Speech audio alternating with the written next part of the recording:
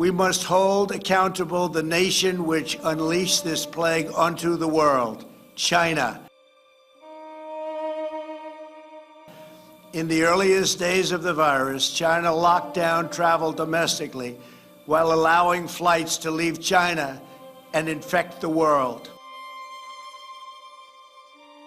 The first thing we need to discuss at some length is the rise of China. It's certainly making the press these days. People seem to understand that something's happening in China, but most people are not fully aware of the full breadth and depth of what's happening in China. In fact, most of the people in China do not understand the historical implications of what's going on. China is the next great country in the world, whether we like it or not. There are a lot of people who do not like the rise of China. The 19th century was the century of the UK. The 20th century was the century of the US. The 21st century is going to be the century of China. Churches with their crosses were being burnt, destroyed, and many pastors, were even detained, imprisoned. It's a war against the faith. I think it's a war against the independent faith. There are fears this morning that Chinese authorities may be cracking down on Christianity. In America, we know that faith and family, not government and bureaucracy, are the center of American life.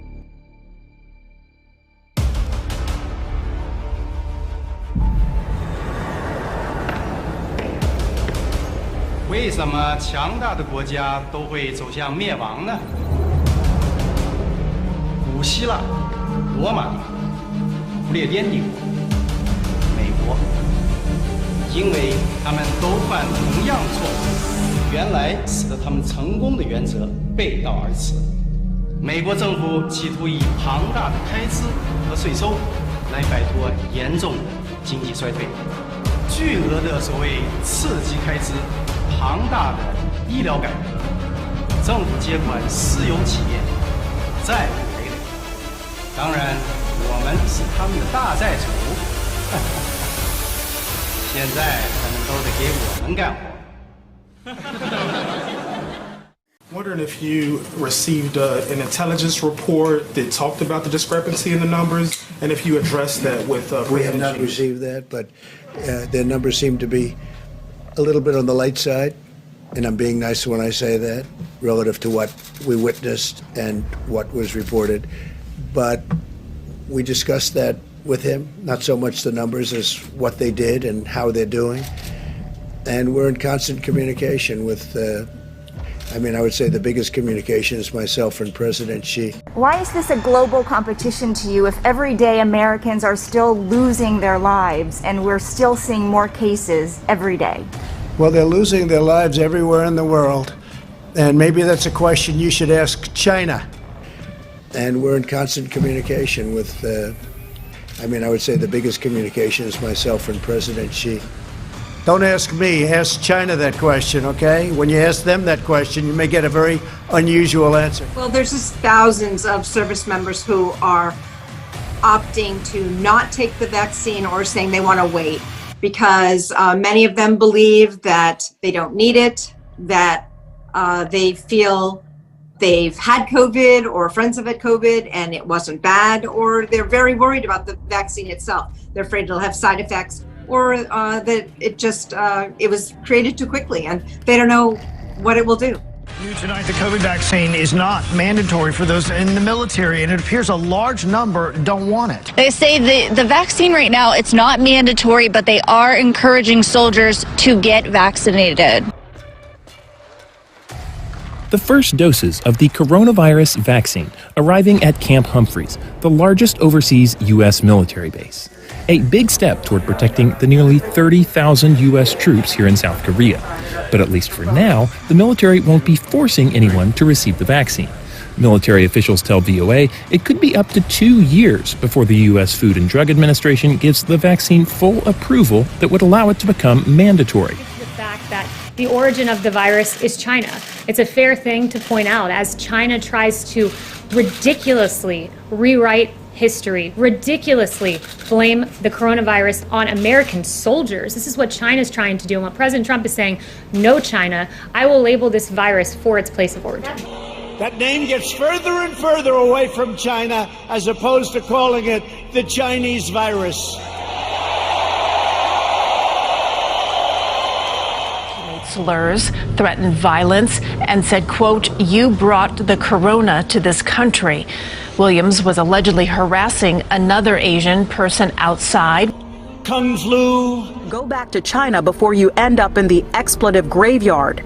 Police say he threatened to slap and stab the detective in the face, all the while unaware he was threatening a law enforcement officer. An Asian American viciously beaten on a New York City subway. NYPD officials say they're still investigating whether it's a hate crime. Shocked that so many things are happening in New York City in our neighborhoods. I've never felt more unsafe walking around in the city. This all part of the upward trend in hate aimed at Asian Americans over the last year. So somebody had to do it. I am the chosen one. Somebody had to do it. So I'm taking on China. This is from President Xi. And we knew that we were going to have a very successful phase one. And it took us a long time to get here, but it's something that's going to be great for China and great for the USA, and we appreciate it very much. And please congratulate President Xi. Thank you very much. Thank you. Thank you. I think this was a blessing from God that I caught it. This was a blessing in disguise. It wasn't your fault that this happened. It was China's fault. And China's going to pay a big price, what they've done to this country. China's going to pay a big price, what they've done to the world. This was China's fault. And just remember that. For the last month, the entire U.S. military has been operating under a so-called stand-down order that was issued by the new Secretary of Defense, Lloyd Austin, the defense contractor, now running the military. Lloyd Austin believes the real threat to America is not the Chinese government or paralyzed global trade. The real threat to this country is people who didn't vote for Joe Biden. And if confirmed, I will fight hard to stamp out sexual assault and to rid our ranks of racists and extremists. The job of the Department of Defense is to keep America safe from our enemies. But we can't do that if some of those enemies lie within our own ranks. You're in the Air Force, right? Marines, actually.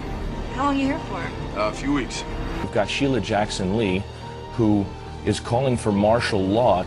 That's insane. That's getting rid of the Constitution of the United States, which is also what every service member has signed up to and including their life for, to protect and defend the Constitution of the United States against enemies both foreign and domestic.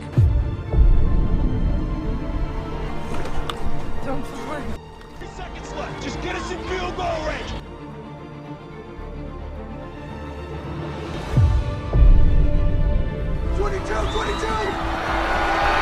So we've got a government here that seems to be wanting to create the conditions that they want to take our Second Amendment. You know, they're going for the Second Amendment. They're trying to take guns from the veterans with PTSD and all those types of things.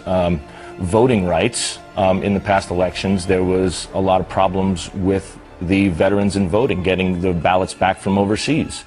And they want to discredit the military and get us to do something stupid so they can lock us down, get rid of, you know, you can call it a conservative Tea Party movement.